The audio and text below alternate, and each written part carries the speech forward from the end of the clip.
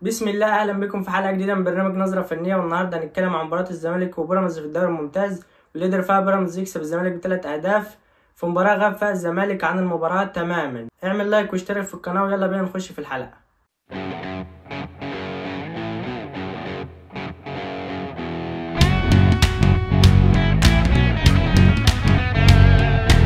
النهارده الجوز بدأ بطريقة 4-2-3-1. بدأ في حراسة المرمى محمد عواد، 2 سنتر باكات حسام عبد المجيد ومحمود الونش، عمر جابر باك يمين، أحمد فتوح باك شمال. 2 في نص الملعب محمد شحاتة ودونجا، قدامهم عبد الله السعيد زيزو والشلبي، وقدام سيف الدين الجزيري. في المقابل يورشيتش النهارده بيبدأ بطريقة 4-3-3.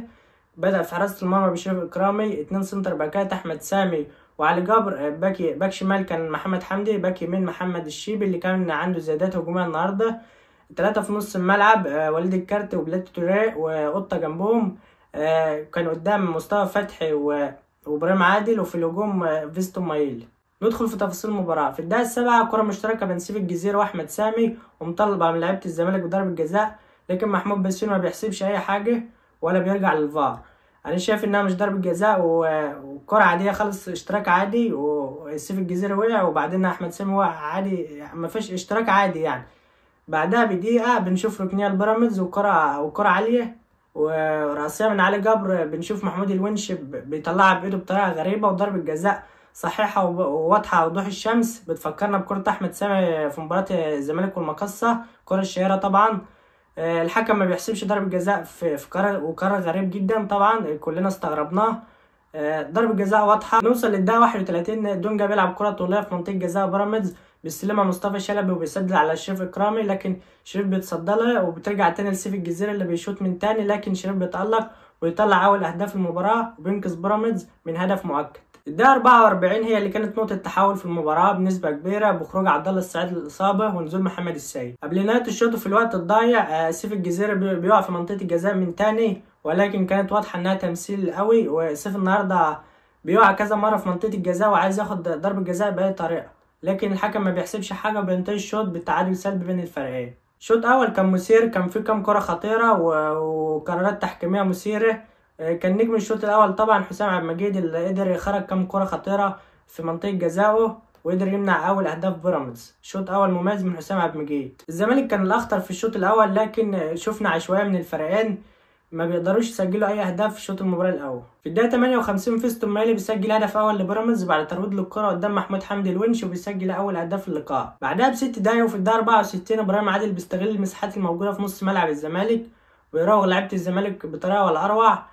بيعدي من زيزو وبيلعبها لمصطفى فتحي الخالي تماما من الرقابه، وبيحط هدف تاني لبيراميدز. الدقيقه 70 وبعد 6 دقايق من الهدف الثاني رمي التماس لبيراميدز بتتلعب لمايلي، اللي بيلعبها تمريره رمضان صبحي في منطقه الجزاء، اللي بيسلكها كده من جنب حسام عبد المجيد وبيلعبها عرضيه لابراهيم عادل في منطقه الجزاء، وبيسجل الهدف الثالث وسط ذهول من جمهور الزمالك وجروس اللي على الخط اللي حول لا ولا قوه النهارده، بيأمن على ال3 نقط لبيراميدز. طبعا بعد الهدف الاول لبيراميدز النهارده الزمالك فتح خطوطه وساب مساحات كبيره في الملعب النهارده، عشان كده بيراميدز قدر يستغل المساحات ويسجل هدف تاني وتالت، وكانت النتيجه معرضه للزياده كمان.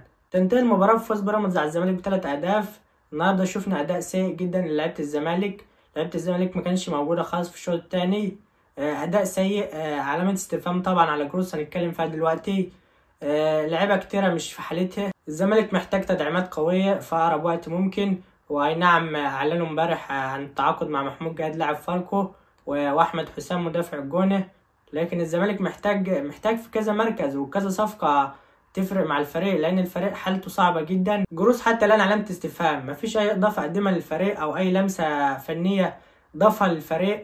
اي نعم الفرقه محتاجه تدعيمات، لكن انا شايف ان قرار الرجوع من الاول كان غلط. الزمالك كان ممكن يستعين باي حد من ابناء النادي زي طارق مصطفى مثلا او مؤمن سليمان.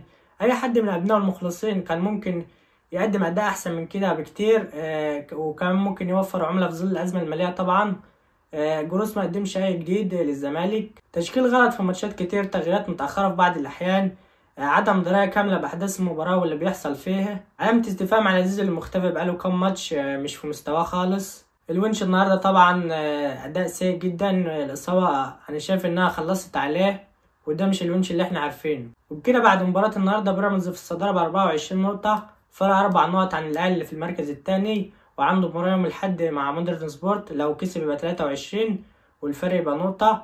الزمالك في المركز الثالث ب20 نقطة لكن من 11 مباراة. سيراميكا مركز رابع ب19 نقطة. المصري مركز خامس 18 نقطة بمباراة أقل من الزمالك. السيراميكا عندهم سموحة والمصري عندهم زد، لو الفريقين قدروا يكسبوا المباراة هيعدوا الزمالك، وبكده الزمالك هيبقى مركز خامس. نخش على تقييم الفريقين النهاردة. عواد النهاردة بياخد 2، الونش ياخد 1، مش في مستواه، والإصابة أنا شايف إنها خلصت عليه. حسام عبد المجيد ياخد 5 على أداؤه في الشوط الأول. عمر جابر 3. فتوح النهارده ياخد 2. دونجا 1 هجاص كبير في نص الملعب. محمد شحاتة ياخد 2. عبد الله السيد على الشوط اللي لعبه 3. زيزو النهارده ياخد 1، مش في الفورمه خالص، بقاله كام ماتش مش في الفورمه، شكله كده مخلص مع فريق تاني. مصطفى شلبي بيقدم عك كروي ياخد 1. الجزيرة اللي بيلعب من غير نفس ياخد 2.